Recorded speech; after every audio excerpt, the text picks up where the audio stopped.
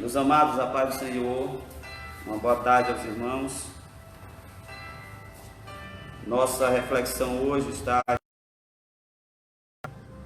na primeira frase do capítulo 10 do Evangelho segundo Mateus, capítulo 6, versículo 10. Venha o teu reino. Esta é a segunda petição do Pai Nosso. A segunda petição que Jesus nos ensina a respeito da oração que Ele nos instrui a fazermos diante de Deus.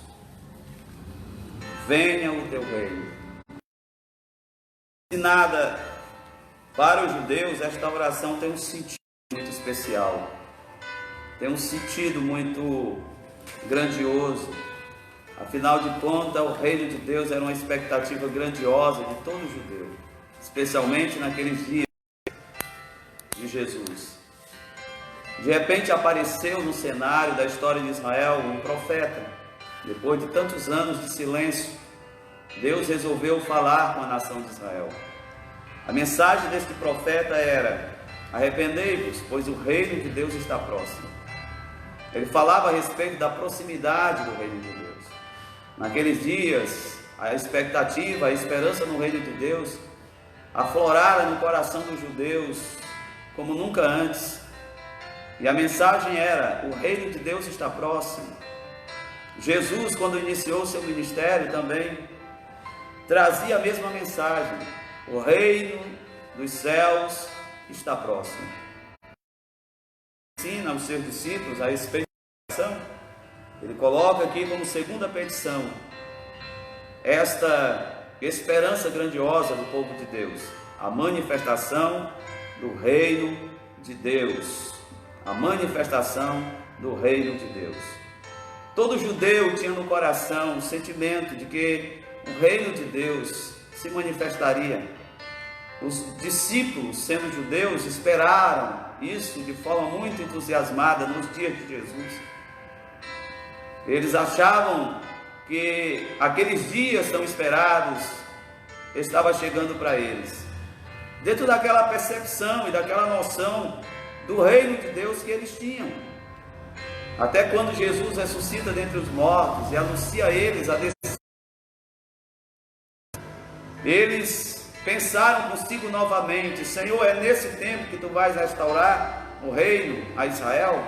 Já que não tinha acontecido no período do seu ministério, no período de sua atividade ministerial, de suas pregações, de suas realizações de curas e milagres. Eles perguntam agora se o reino de Deus se manifestaria com a descida do Espírito Santo, no ministério do Espírito Santo, se o reino de Deus se manifestaria de forma que Israel tivesse o seu reino restaurado. Então, quando os judeus ouviam falar sobre o reino, o que eles pensavam era o estabelecimento do trono de Davi novamente. O reino do trono de Davi se assentaria no trono para reinar e restabelecer Israel novamente como uma grande nação entre as nações do mundo. Essa é a esperança. A mensagem vem para os judeus, eles começam a se agitarem quanto a isso.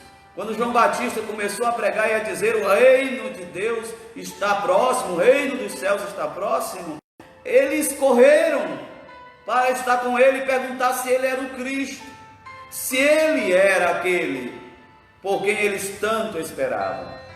Era esse sentimento que eles tinham, o sentimento de que o reino de Deus se estabeleceria sobre a terra e o trono deste reino seria em Jerusalém para todas as nações do mundo. Assim que eles sentem. E o ministério de Jesus é um ministério que os judeus estão sempre nessa situação de questionamento. Será que é ele? Será que devemos esperar outro? Será que ele é o Messias? Será que ele é aquele a quem nós estamos aguardando, que nos tirará dessa situação de opressão, de escravidão e de sujeição a Roma? Quando ele foi para Jerusalém na última semana, esse sentimento ficou cada vez mais forte no coração dos discípulos. Quando ele entrou em Jerusalém, as multidões clamavam e diziam: bendito aquele que vem em nome do Senhor, uma referência ao Messias. Era esse sentimento que aflorava no coração deles, quando se ouvia falar sobre o reino dos céus, a manifestação sobre a terra. A pergunta é: o reino de Deus se manifestou quando Jesus esteve aqui? Porque ele mesmo disse, quando ele expulsava os demônios e libertava as pessoas, em que ele foi acusado de fazer isso pelo príncipe dos demônios, ele disse: eu expulso demônios pelo dedo de Deus, é chegado a vós o reino de Deus. Ele mesmo notifica a presença do reino de Deus quando ele estava aqui na terra, em seu ministério terreno. A pergunta é: o reino de Deus estava ali presente? O que a gente pode dizer? A gente pode dizer sim e ainda não. Sim e ainda não. Sim, porque o reino de Deus vinha com um aspecto diferente daquilo que era toda a expectativa, daquilo que era todos os sonhos elevados de reino que Israel tinha em seu coração.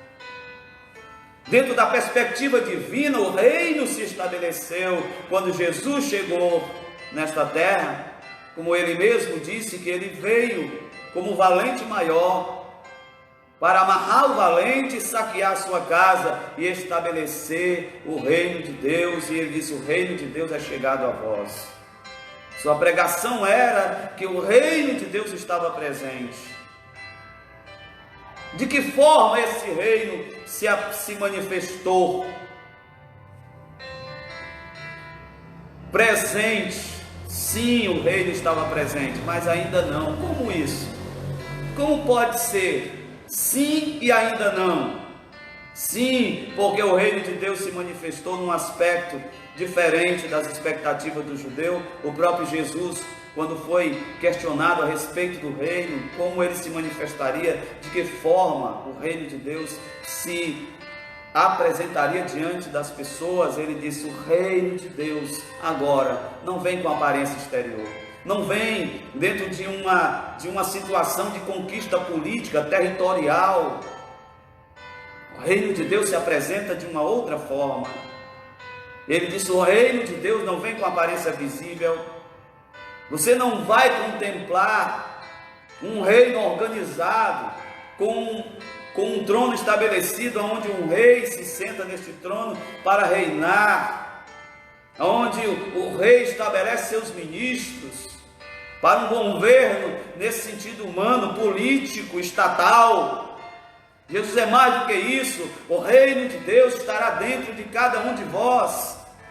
Não um reino que se estabelece pela força, não um reino que se põe pela força, pelo poder de conquistar, impondo a força. Não era conquista de espaço, como acontecia nos reinos que saíam expandindo suas conquistas territoriais, se estendendo por todos os lugares da terra e se expandindo, se estabelecendo como um reino grandioso. Esse reino se estabeleceria sobre toda a terra, mas de uma forma diferente.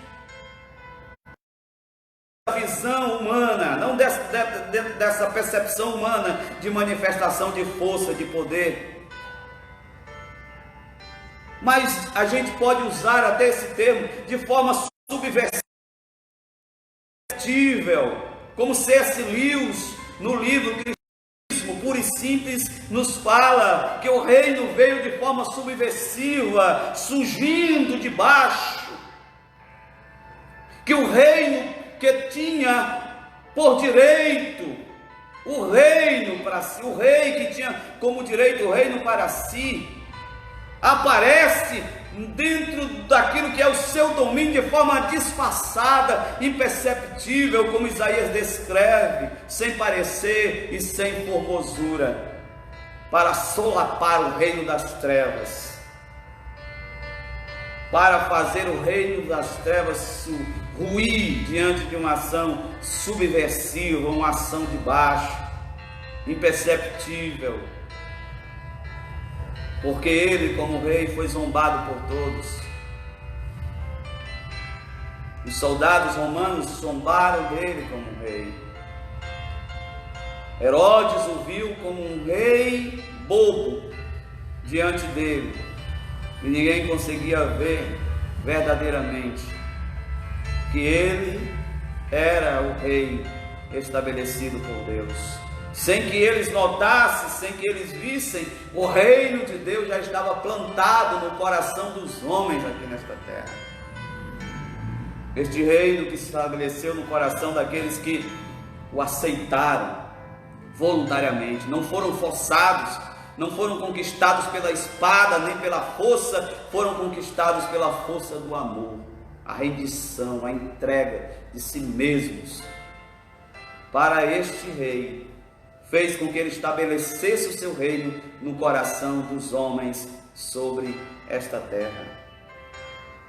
Então, essa primeira verdade é que o reino de Deus se estabeleceu na terra com a vida de Jesus no coração dos homens. E ele continua crescendo em toda a terra. O reino de Deus está estabelecido na terra, crescendo no coração dos homens. Neste aspecto a gente diz, sim, o reino de Deus está presente.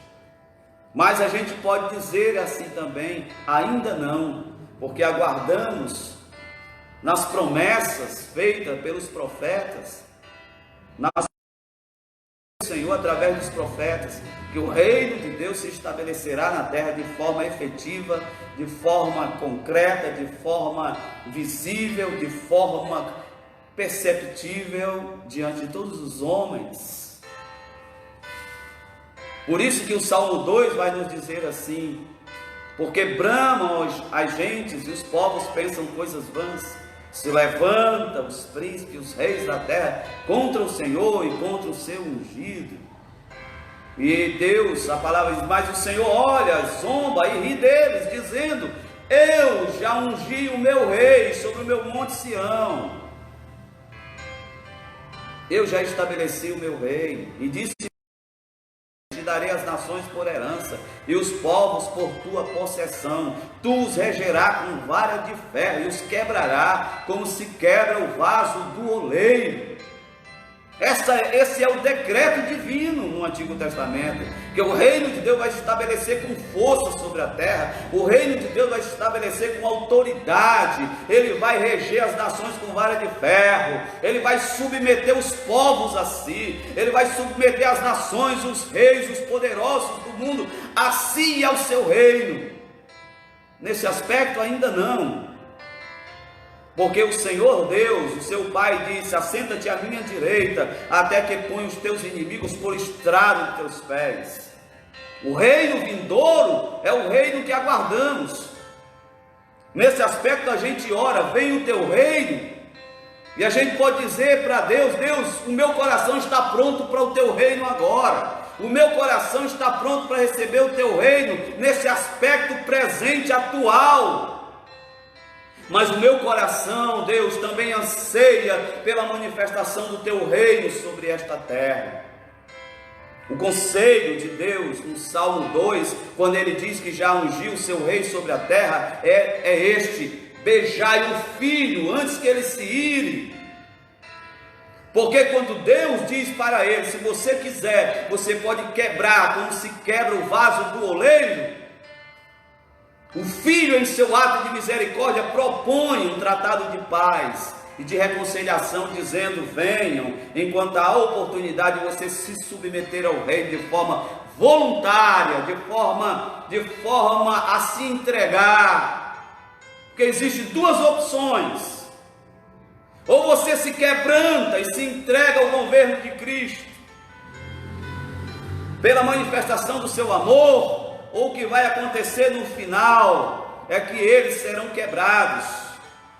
A escolha é esta: ou você se quebranta e se entrega, ou será quebrado no final. Sábios são aqueles que já fizeram a opção de se entregar, de se render, de não esperar o tempo para ser quebrado, como se quebra o vaso do oleiro, aonde os profetas disseram que não ficará nem um caco que sirva para alguma coisa. A gente deve se entregar voluntariamente à manifestação do reino de Deus, que está se manifestando no coração dos homens, dentro desse aspecto invisível que Jesus falou, se entregando voluntariamente para Ele. O que é maravilhoso é que a gente, quando ora assim, venha o teu reino, a gente estamos dizendo: Deus, o meu coração está pronto para tu estabelecer nele o teu trono. O meu ego não reina, o Senhor reina. O apóstolo Pedro diz assim: coroai a Cristo em vossos corações. O que é uma coroação, senão o reconhecimento do reinado de alguém? E quando Pedro diz que Cristo deve ser coroado em nossos corações, ele está dizendo que Cristo deve reinar em nossas vidas.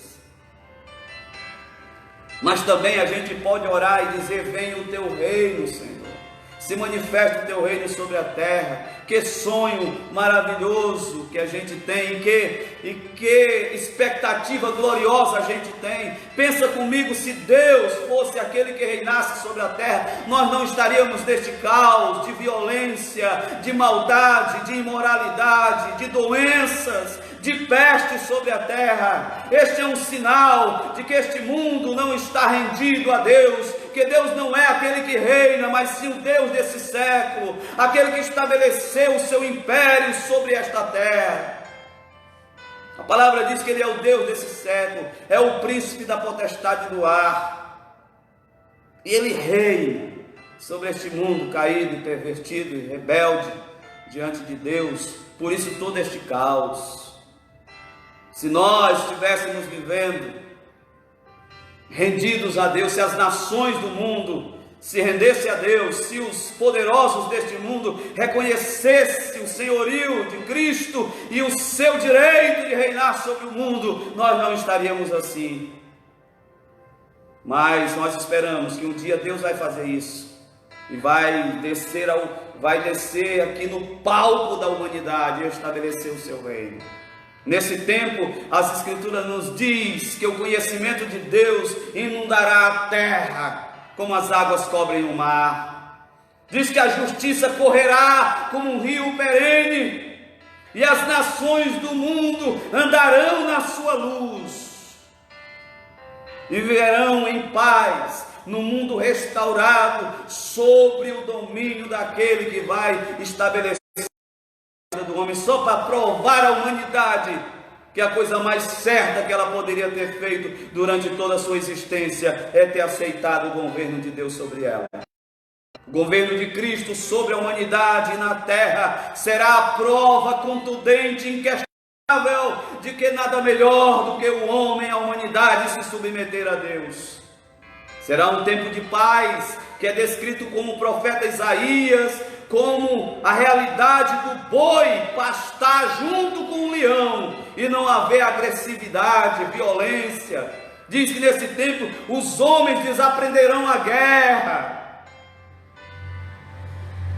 seus instrumentos de guerra serão transformados em instrumentos de trabalho rural, porque o homem desaprenderá a guerra e a paz será alcançada, a tal paz tão almejada e tão proclamada pelos homens, nunca alcançada dentro das ideologias e dentro das propostas e dentro das alianças humanas, dentro dos decretos assinados. Nunca houve paz verdadeira na humanidade, mas quando o príncipe da paz estabeleceu o seu reino nesta terra, a paz inundará esta terra.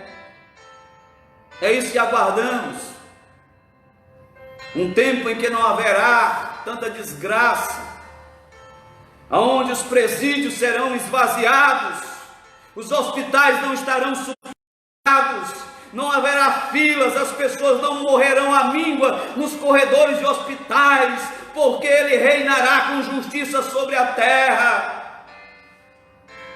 A tão desejada distribuição de renda que não acontece no mundo hoje, acontecerá um dia, quando Ele estabeleceu o seu trono sobre esta terra.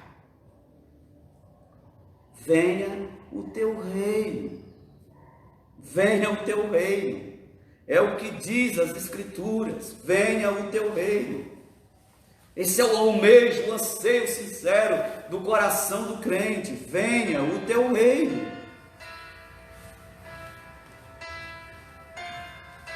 E agora mais do que nunca, nós estamos dizendo, Senhor, venha o teu reino, em que a gente vê a falência dos recursos humanos, da capacidade humana,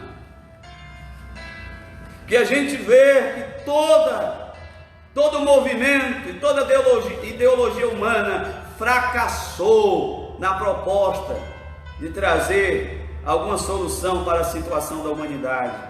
Venha o teu reino, Senhor, venha com poder, venha este reino de justiça, este reino de paz, este reino de prosperidade. Essa não é uma utopia, é uma esperança firme no coração daqueles que sabem que a promessa de Deus é fiel. O Pai entregou o reino a Jesus e Ele vai reinar. Ele espera sentado à destra do Pai até que os seus inimigos sejam postos por estrado dos seus pés.